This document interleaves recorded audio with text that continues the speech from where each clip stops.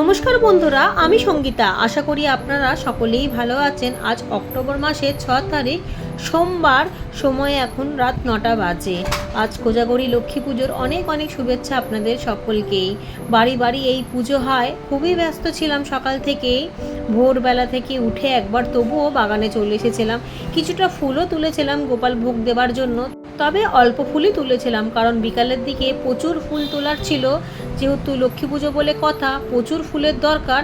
আর কি সুন্দর জবাগুলো ফুটেছে দেখুন, কি বড় বড় সাইজের, দারুণ লাগছে। প্রতিটা দিনই কোনো না কোনো সময় ঠিকই বৃষ্টি হচ্ছে, সেই জন্য ভেবেছিলাম আজকেও যদি বৃষ্টি হয় দিনটাই পুরো খারাপ হয়ে যাবে। পুজোর কাজ করছি, তার মধ্যে যদি বৃষ্টি হয় কত সমস্যায় পড়তে হবে বলুন তো সকলকেই। শুধুমাত্র যে আমি করছি তা না, বাড়ি বাড়ি যেহেতু এই লক্ষ্মী পুজো হয়। তবে ভোরবেলায় সেই টবটা কিন্তু আমি এখানে রেখেছিলাম। এটা 3তলার ছাদের শেডের তলায় রাখা ছিল। এর মধ্যে আমি বিমসের দানা দিয়েছিলাম, বেশ ভালো চারা উঠেছে। তবে একসাথে না উঠলেও সব কিন্তু উঠছে আগপিছু করে। এই দেখুন, 5-6টা দানা দিয়েছিলাম, 4টে কিন্তু উঠেই গিয়েছে। আর একটা ছোট্ট মতো মুখ দেখা যাচ্ছে, সেটাও উঠে যাবে। বিমস গাছে কিন্তু একটু ঝামেলা আছে, দেখতে একরকম হলেও বরবটি গাছ, শিম গাছ এবং বিমসের গাছ দেখতে একরকমই, কিন্তু এর বৈশিষ্ট্যটা একটু আলাদা। এর মাটিটাকে একটু শুকনো রাখতে হবে, একটু ঝুরঝুরে রাখতে হবে, তাহলেই বীজ থেকে চারা খুব তাড়াতাড়ি উঠবে। আর যদি খুব বেশি জল দেওয়া হয় তাহলে ভেতরেই শেকড় পচে যাবে, গোড়া পচে যাবে এবং চারাগুলো ছোট অবস্থাতেই সম্পূর্ণভাবে খুলবে না, তার আগেই মারা যাবে। আর যদিও বা খুলে যায় তাও মারা যাবে। এই জন্য এই মাটিটাকে একটুখানি এইরকমভাবে শুকনোই রাখতে হবে। এই কারণেই আমি এই বড় ছাদে রাখিনি। যেমন মূলো গাছগুলোকে দেখুন, একটু বড় হওয়ার পর বৃষ্টি হলে কিন্তু তেমন সমস্যা হয় না। কত বৃষ্টির জল খেয়েছে বলুন তো, একেবারে থেতলে মেতলে গিয়েছিল, কিন্তু তারপর দেখছি আবারও মাথা চাড়িয়ে দিয়ে উঠেছে। ঠিক তেমনই এই বৃষ্টির মধ্যেই কিন্তু টমেটো চারাগুলো বেরিয়েছিল অন্যান্য বেগুন গাছের গোড়ায়, অথবা আবার লঙ্কা গাছের গোড়ায়, বিভিন্ন গাছের গোড়ায় গোড়ায় উঠেছিল। সেই বৃষ্টির মধ্যে থেকেই তুলে আবার অন্যান্য জায়গায় দিয়ে দিয়েছি। আর এপাশে লাউয়ের চারাগুলোও কিন্তু তাই, যেটা কালকে দেখিয়েছিলাম, এত বৃষ্টির মধ্যেও আমি বীজ রোপণ করে দিয়েছিলাম, সেখান থেকে চারাও উঠেছে আর দিব্যি ভালো রয়েছে। এই চারাগুলো ভালোভাবে তো রয়েছে, সাথে আবারও নতুন করে দানা দিয়েছিলাম, সেই দানা থেকেও কিন্তু একটা চারা উঠে গিয়েছে, আর একটা চারা কিন্তু এখনও ওঠেনি। অনেক সময় বীজেরও সমস্যা থাকে, সব বীজ থেকে কিন্তু চারা ওঠেও না। এই দেখুন, এখানে মূলোর চারাগুলো অনেকগুলো বৃষ্টির কারণে নষ্ট হয়ে গেল, কিছু কিছু কিন্তু ঠিক আছে। এই বছরে ঝিঙের ফলন কিন্তু আমি ভীষণ ভালো পেয়েছি। গতবারেও মনে হয় এতটা ঝিঙে পাইনি। খুব সুন্দরভাবে গাছটা হয়েছে। আর যেহেতু জালের মধ্যে রয়েছে, চারিদিক দিয়ে ব্রাঞ্চ বেরাচ্ছে, চারিদিক দিয়ে ডালপালা বেরিয়েছে। মালটা তুলে নেবো, লক্ষ্মী পুজো বলে কথা, সেখানে নিজের বাগানের ফল দেবো না তা তো হতে পারে না। এখান থেকে যেগুলো বড় হয়েছে সেই বড় বড় থেকে 2টো তুলে নেব, আর যে কটা থাকবে সে কটা রেখে দেবো। কালী পুজোর সময় যদি বড় হয়ে যায় তাহলে মা কালীকেও ভোগ দিতে পারবো। কলা পাতা কাটতে এসছিলাম, কিন্তু দেখছি কলা পাতা কোনোটাই তোলার মতো নয়। যেদিনকে জন্মাষ্টমী ছিল সেদিনকে কিন্তু কলাপাতার একটা কচি পাতা বেরিয়েছিল, সেটা তুলেছিলাম এই বড় গাছ থেকে, কিন্তু আজকে দেখছি পুরনো পাতাই রয়েছে আর পাতাগুলো সবই কাটা কাটা। আর ছোটো গাছটা যেহেতু নতুন তাই আর তুললাম না। আর এপাশে ঝিঙে দেখুন, কালকে তুলিনি, আবারও রেডি হয়ে গিয়েছে, আবারও কত ফুল এসছে। আবার যেগুলো ছোট ছোট রয়েছে সেগুলো আবার কত সুন্দরভাবে বাড়তে শুরু হয়ে গিয়েছে। প্রচুর ফুল আসছে আর প্রচুর কড়া পড়ছে। এবারে এত ঝিঙে পাবো এটা কিন্তু আমি ভাবিনি। প্রতিবারে যেমন মোটামুটি পাই সেরকমই ভেবেছিলাম। রয়েছে এখানে 2টো মাত্র গাছ, কিন্তু দেখে মনে হবে যেন কত গাছ রয়েছে। মাথা কেটে কেটে নিয়েছিলাম, ব্রাঞ্চে ভরে গিয়েছে, আর প্রতিটা ব্রাঞ্চে ব্রাঞ্চে কিন্তু আমি ঝিঙে পাচ্ছি। আর ঝিঙেগুলো কোনো রকমভাবে কিন্তু খুব একটা বেশি ছোটও হচ্ছে না, বেশ ভালো সাইজ হচ্ছে।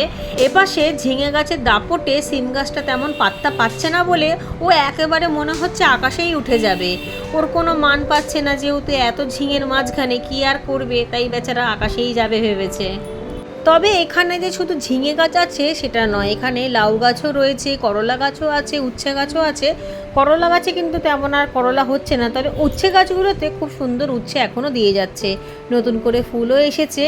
এই দেখুন, ঝোপ ঝাড়ে কত ভেতরে ভেতরে ঝিঙে পড়েছে, প্রথমে দেখতেই পাওয়া যায় না, পরে একটা তুলতে গিয়ে দেখি অন্যটা পাশ থেকে ঝুলছে, তখনই তুলতে হয়।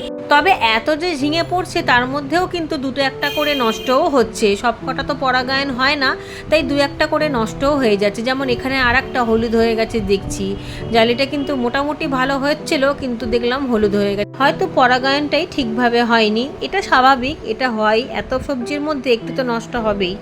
তবে খাবারটা কিন্তু ঘন ঘন দিতে হবে। ওই 1 সপ্তাহ দেবার পর বন্ধ করে দিলে কিন্তু ফুল আসাও বন্ধ হয়ে যাবে। 1 সপ্তাহ পর পর যতই বৃষ্টি হোক চাই না হোক খাবার দিতেই হবে।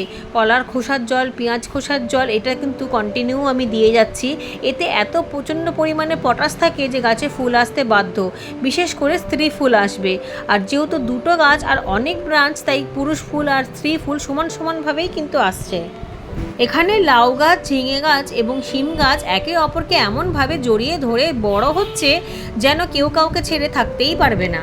থাক তাহলে ওরা একসাথেই থাক। এদিকে দেখুন, কালকে যে জবা গাছগুলোতে আমি ভিনিগার স্প্রে করেছিলাম আজকে মোটামুটি ঠিক রয়েছে, তবে এখনও কিন্তু দিতে হবে। কালকে দিয়েছিলাম, আবার 4-5 দিন পর আবার স্প্রে করতে হবে। সব কটা গাছেই আমি স্প্রে করে দিচ্ছি, কারণ একটা গাছ থেকে অন্যান্য গাছে ছড়িয়ে যেতে পারে। পাতাটা কেটে ফেলেই দিয়েছিলাম। আর এদিকে গোলাপ ফুল গাছে দেখুন আবারও নতুন করে কত কুড়ি এসছে। এই গাছগুলোতে সারাটা বছর কিন্তু ফুল আসে। এটা সাদা গোলাপ, নিচে একটা হলুদ গোলাপও আছে। এই গাছগুলো এত পুরনো, মানে প্রায় 5 বছর পুরনো তো হবেই, কিন্তু সারাটা বছরই ফুল দেয়। আর নতুন যে গোলাপ গাছগুলোকে এনেছিলাম সেইগুলো তো ফুল দেওয়া শুরুই হয়ে গিয়েছে। গতকাল একটা দেখিয়েছিলাম এবং 1 সপ্তাহ আগে আর একটা দেখিয়েছিলাম। শীতের সময় আরও ব্রাঞ্চ বেরাবে এবং আরও ফুল হবে।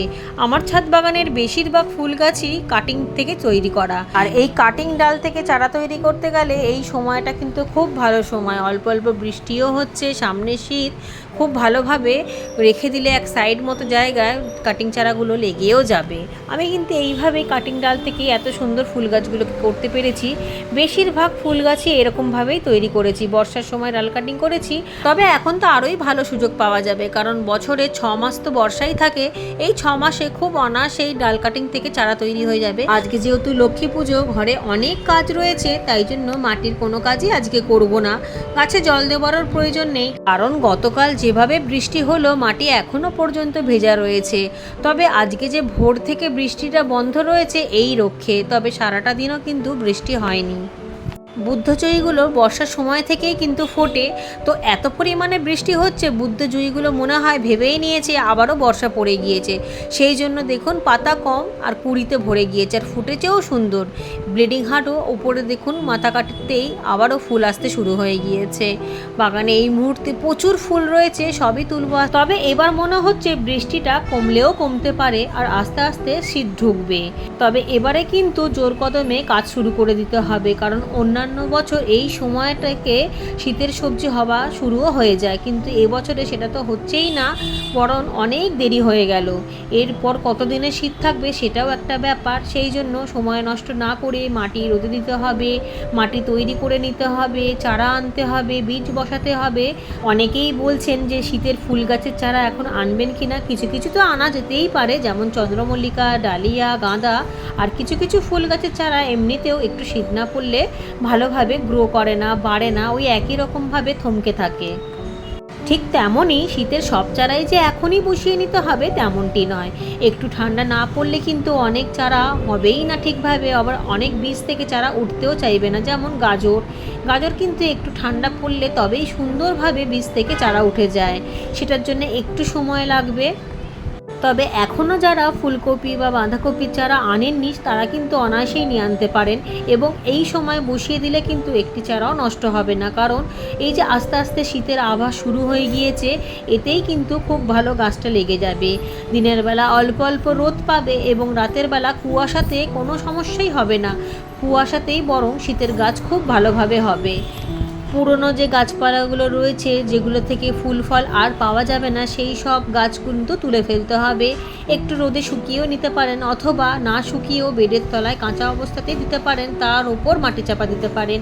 এইভাবে পুরনো গাছপালাগুলোও কাজে লেগে যাবে এবং বেডটাও কিন্তু হালকা হবে, এবং গাছগুলো পচে গিয়ে পরে নতুন যে গাছগুলোকে বসাবেন সেইগুলোর শেকড়টাও খুব ভালোভাবে ছড়াতেও পারবে এবং গাছটি খুব ভালো পুষ্টিও পেয়ে যাবে। আমার কয়েকজন বন্ধু বলেছো যে এই সময় ইঁদুরের উৎপাতটা খুবই বেড়েছে, গাছগুলো যখনই বেরাচ্ছে তখনই নাকি মাথাগুলো খেয়ে ফেলছে। আমার বাগানেও কিন্তু এই সমস্যাটা হয়েছিল গত বছর, কাঠবিড়ালিতে মাথাগুলোকে সব খেয়ে যাচ্ছিল। আমি কিন্তু সেই নিয়ে ভিডিও দিয়েছিলাম, এবং তারপর থেকে আর আমার বাগানে কাঠবিড়ালির আর কোনো উৎপাত তেমনভাবে আর দেখতেই পাই না, এখনও পর্যন্ত দেখতে পাইনি। আর যেসব বন্ধুদের ইঁদুরে গাছগুলোকে নষ্ট করে দিচ্ছে, আসলে এইগুলো সব সমস্যাটাই শুরু হয়েছে বৃষ্টি থেকে। এত অত্যাধিক বৃষ্টি হচ্ছে যার ফলে নদী নালা সব ডুবে যাচ্ছে, ইঁদুরের গর্ত মত্ত সবই তো জল থই থই, তাদের থাকার জায়গা নেই। সেই জন্যেই ওরা বাড়ির ভেতর আশ্রয় নিচ্ছে, এবং বাড়ির ভেতর থেকেই যখন ওরা ছাদে উঠছে তখন তারা গন্ধ পেয়ে যাচ্ছে যে কাঁচা সবজি বা ফল টলের, ব্যাস তখন থেকেই উৎপাত শুরু। এমনিতেই বাড়ির মধ্যে ইঁদুরের উৎপাত চলতেই থাকে, তার মধ্যে যদি থাকে আমাদের মতো ছাদ বাগান, তাহলে তো ওদের খুশির ঠিকানাই থাকে না। আমি বলবো সেক্ষেত্রে জাল ব্যবহার করতে, জালের মধ্যে আটকা পড়লে অন্য জায়গায় ছেড়ে দিয়ে এলেও হয়। বীজ দেওয়ার কথা বলবো না, তার কারণ বীজ দিলে আমাদের বাড়ির মধ্যে বা ছাদের মধ্যেই মরে পড়ে থাকলে সে আর এক সমস্যা, গন্ধ হয়ে যাবে, পোকা হয়ে যাবে, সে এক বিচ্ছিরি অবস্থা হবে। গতকালই অনেক সবজি তুলে নিয়ে গিয়েছি, সেগুলো এখনও রয়েছে, আবারও আজকে অনেক সবজি কিন্তু রেডি হয়ে গিয়েছে। তবে আজকে আর এগুলোকে তোলার প্রয়োজন নেই, এগুলো কালকে তুললেও হবে, আজকে এমনিতেই পুজোর প্রচুর কাজ।